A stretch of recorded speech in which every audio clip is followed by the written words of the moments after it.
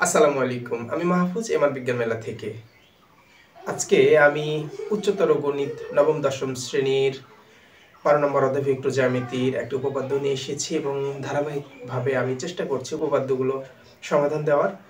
আর আজকে যে উপপাদ্যটা আমি নিয়ে এসেছি বোর্ডে, এটি অত্যন্ত গুরুত্বপূর্ণ, খুবই গুরুত্বপূর্ণ এসএসসি পরীক্ষার জন্য। তাহলে চলুন ভিডিওটা শুরু করি। ভেক্টরের সাহায্যে প্রমাণ করো যে ত্রিভুজের মধ্যমাত্রায়ের সমষ্টি হলো 0। তাহলে এবিসি একটি ত্রিভুজ যার এডি, বিই এবং সিএফ হচ্ছে মধ্যমা, অর্থাৎ বিসি এর মধ্যবিন্দু বি, এসি এর মধ্যবিন্দু ই এবং এবি এর মধ্যবিন্দু এফ। তাহলে প্রমাণ করতে হবে যে AD plus BE plus CF equal 0 vector. হ্যাঁ, আচ্ছা, দিকগুলো দিব কিভাবে? এবিসি ত্রিভুজ বলেছে, আমরা এইভাবে দিব। তাহলে এ বি, সিটা উল্টা দিকে, হ্যাঁ, যেহেতু A B, AC R BC, তাই না? এসি বলেছে, নট সি এ।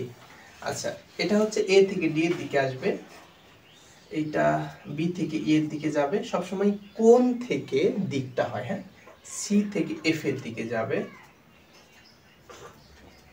আর আচ্ছা, এটা হচ্ছে ভেক্টরের দিক।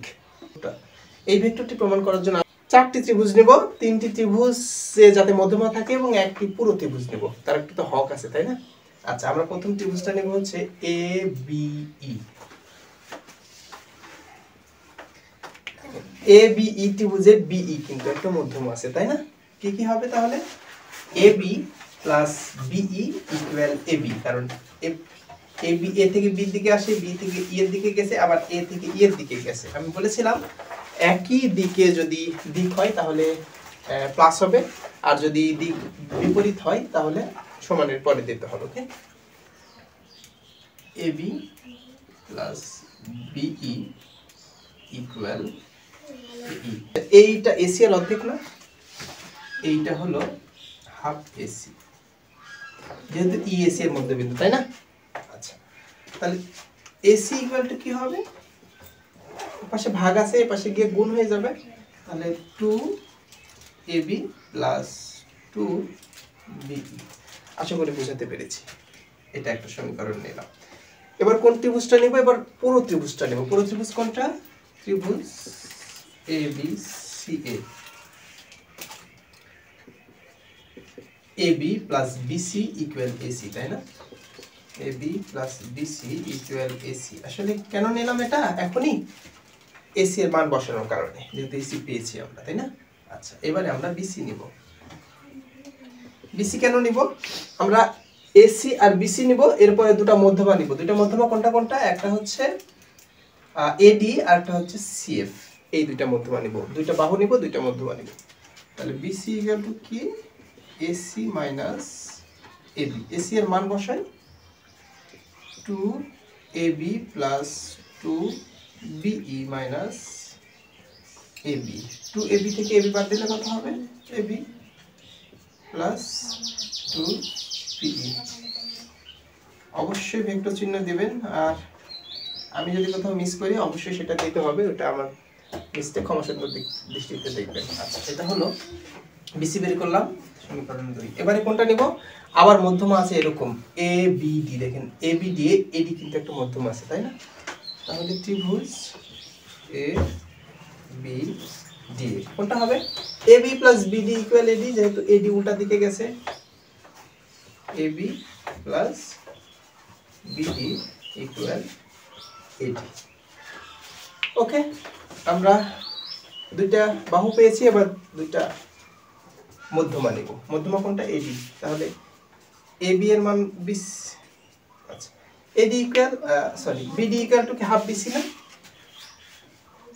AB plus half BC equal AD।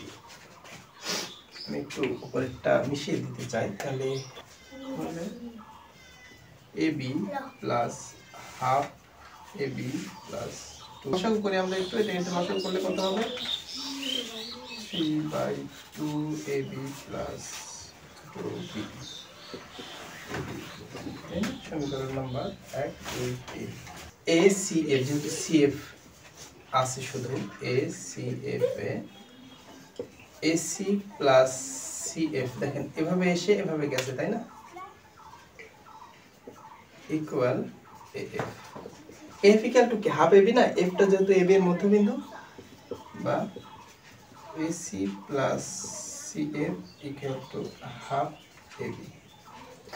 ওকে, আমি বলেছিলাম দুইটা বাহু নিব, দুটো মধ্যমা নিব, যেহেতু এসি এবং বিসি দুইটা বাহু নিয়েছি, তাহলে এডি, এবার সিএফ নিব দুইটা মধ্যমা, CF equal half AB minus AC. Okay, আচ্ছা আমরা প্রথমে পেয়েছিলাম এসি ইকুয়াল টু কি 2ab প্লাস 2be, তাহলে হাফ এবিটা রাখলাম, এসির মান বসাবো, মাইনাস এসি ইকুয়াল টু কি 2, তখন প্লাসে মাইনাসে মাইনাস হয়ে যাবে 2be, তাহলে কত হবে, এটা করলে 3/2ab প্লাসও করবো এটা।